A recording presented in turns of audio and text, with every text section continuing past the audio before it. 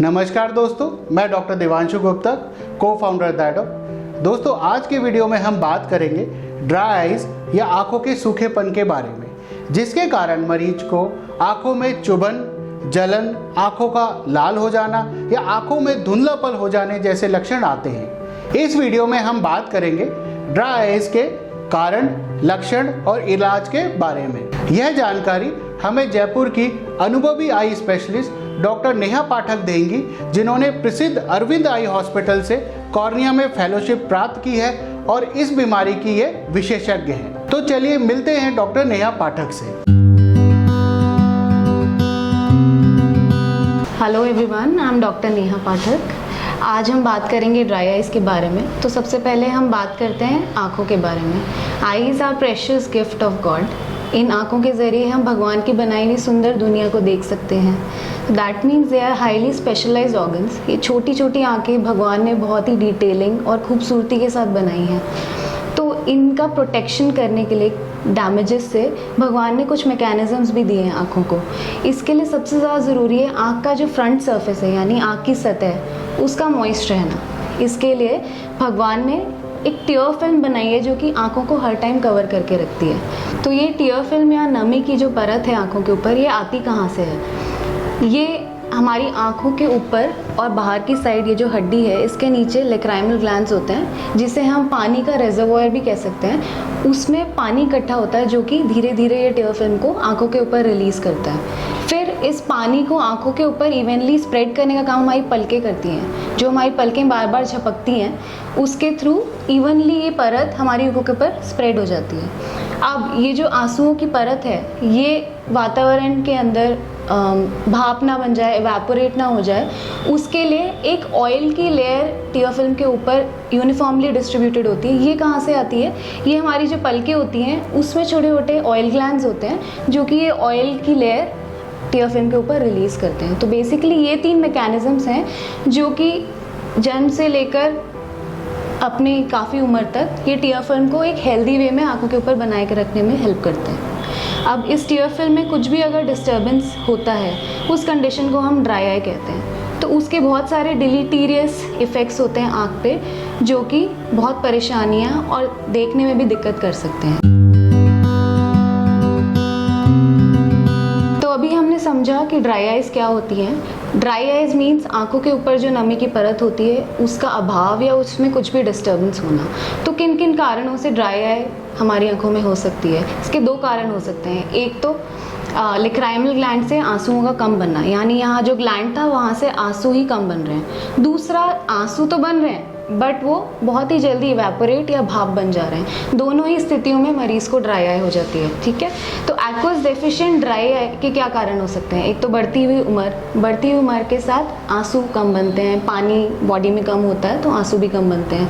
कुछ लेडीज़ जो कि प्रेगनेंसी में या फिर मीनोपॉज के बाद ड्राई आइज एक्सपीरियंस करती हैं।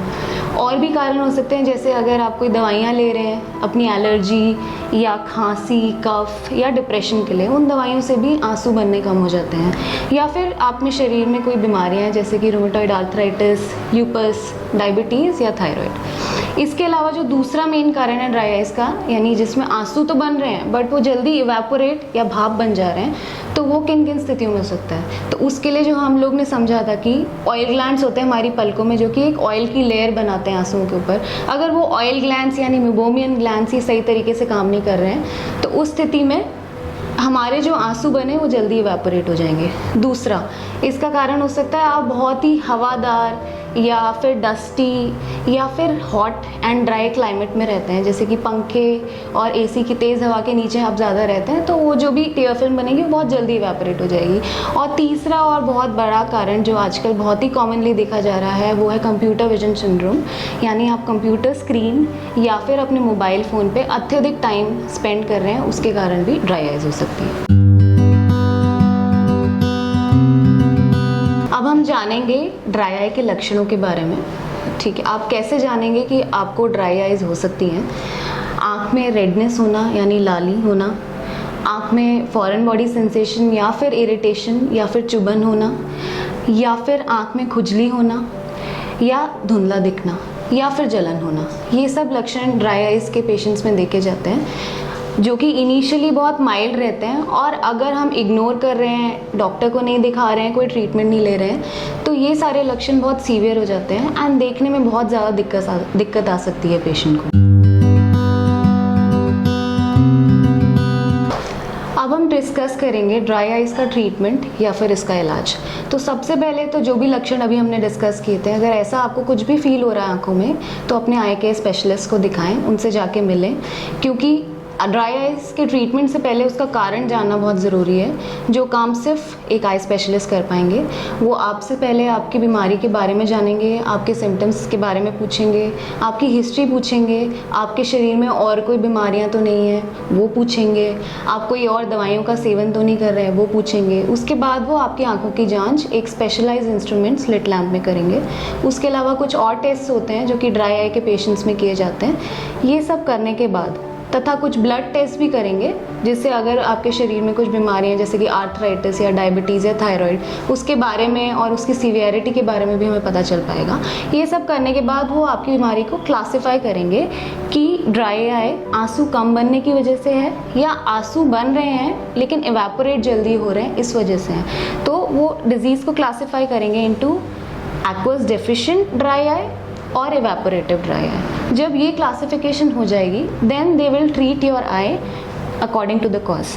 तो सारी ही ड्राई आइज़ में एक ल्यूब्रिकेंट ड्रॉप्स या फिर जेल्स या ऑइंटमेंट्स तो दिए ही जाते हैं। उसके अलावा अगर आपको एक्वस डेफिशिएंट यानी आंसू कम बनने की वजह से ड्राई आई है, तो उसका कारण पता करके अगर आपके शरीर में कोई बीमारी है जैसे आर्थराइटिस है या फिर ल्यूपस है या फिर शुगर है या फिर थायराइड है, और अगर आप उसका इलाज नहीं ले रहे हैं या फिर इलाज सही तरीके से नहीं चल रहा है, तो उसको वापस चालू करेंगे आपको एक फिजिशियन को रेफ़र करके। ये इलाज चालू होने पे बहुत सारे पेशेंट्स में ड्राई आइज़ की जो प्रॉब्लम है अपने आप ही बहुत कम हो जाती है। तो आंखों में जो उन्हें ड्रॉप डालने की ज़रूरत है वो बहुत कम हो जाएगी, या हो सकता है चली भी जाए।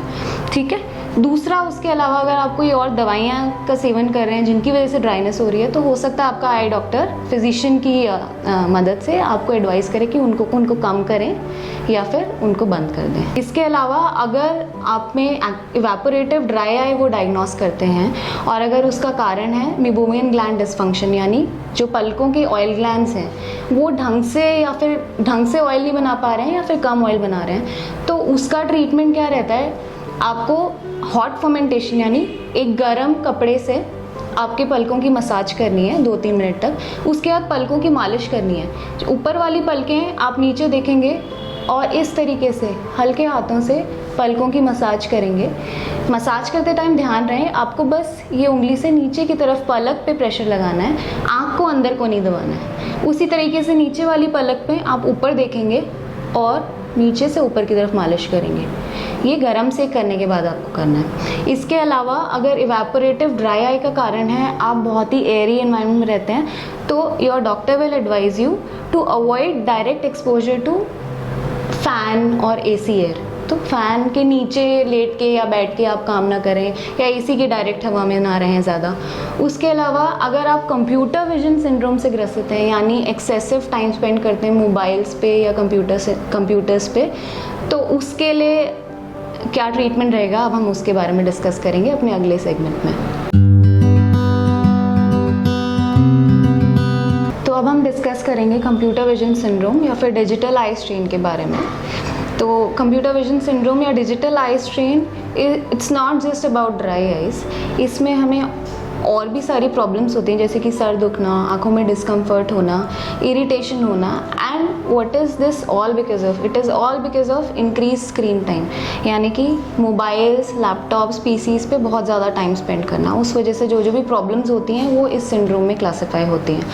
तो कंप्यूटर विजन सिंड्रोम से बचने के लिए हमें क्या क्या करना चाहिए? सबसे पहले use proper glasses, visit your I doctor, get your refraction done, और अपने चश्मे का नंबर पता करो एंड चश्मा पहन के ही you work on your computer और ऑन योर मोबाइल फ़ोन्स। उसके अलावा अगर जो भी अननेसेसरी काम है आपका लैपटॉप्स पे या फ़ोन्स पे जिसको आप अवॉइड कर सकते हो, उसे अवॉइड करने की कोशिश करो, क्योंकि अगर दिन में 24 घंटे में आप 18 घंटे अपना टाइम या 16 घंटे या 15 घंटे अपना टाइम स्क्रीन पे स्पेंड कर रहे हो, तो आपकी आंखें बहुत परेशान हो जाएंगी। तो try and reduce screen time.